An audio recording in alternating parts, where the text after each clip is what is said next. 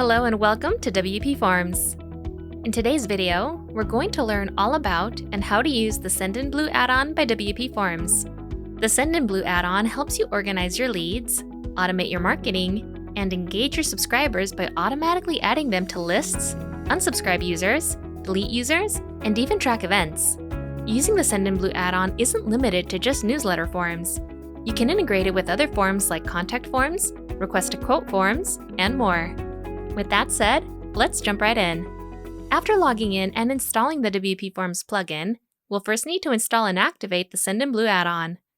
We can do this by going to WPForms, Add-ons, and scroll down until you find the Sendinblue add-on. Click Install Add-on and wait for the status to change to active. After the status is changed to active, we'll be ready to connect our website to our Sendinblue account. Click on the Settings tab below WPForms, and from there, click on the Integrations tab. On this page, you should see the Sendinblue integration. Click on it to expand its settings, and click on the Add New Account button to enter your Sendinblue account information. You should then see two fields that you'll need to fill in with the following information: your Sendinblue API key and your Sendinblue account nickname. To get the API key, let's open a new tab and log into our Sendinblue account. Once you're on the dashboard, click on the main menu on the top right corner and click on SMTP and API. On the following page, you'll be able to view your account's API key. Copy this value and then go back to your WordPress website. Paste the API key into the field called Sendinblue API key.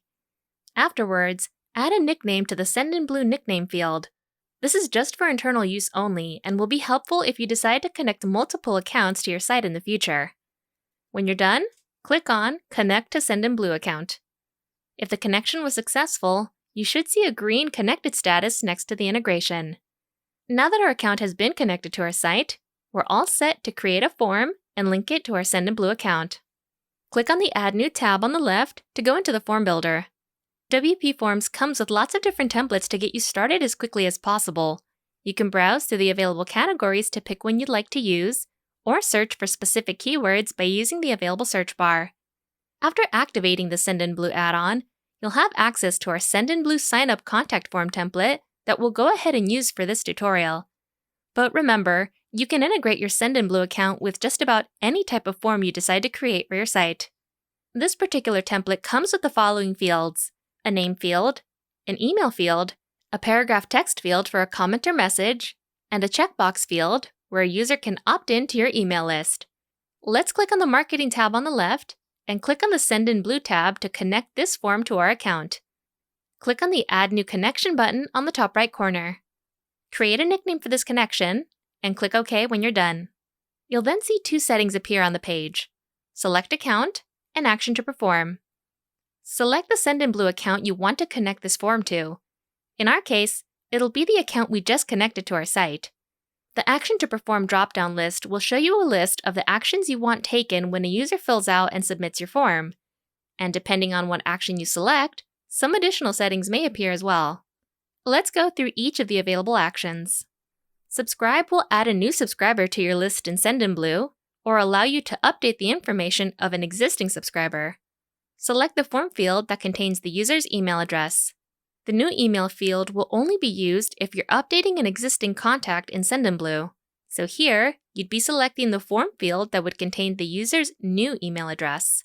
You'll also need to select the specific Sendinblue list that you'd like to add the subscriber to, or the list you'd like to update. You also have the option to map any custom fields you added to your Sendinblue account in this custom section. If you don't have any custom fields, you can skip this step.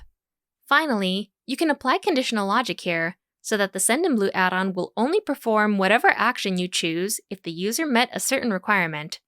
For example, our form has a checkbox asking visitors if they'd like to be added to our mailing list. We can enable conditional logic here and set it up so that the Sendinblue add-on will only add a user to our mailing list if they check the box. Our next available action to perform is unsubscribe. This action is pretty straightforward. It will allow your subscribers to remove themselves from your mailing list by filling out and submitting the form, but their user record will still be available in your Sendinblue account. You'll select the form field that contains the email address they'd like to unsubscribe, and then select the list that this action will apply to.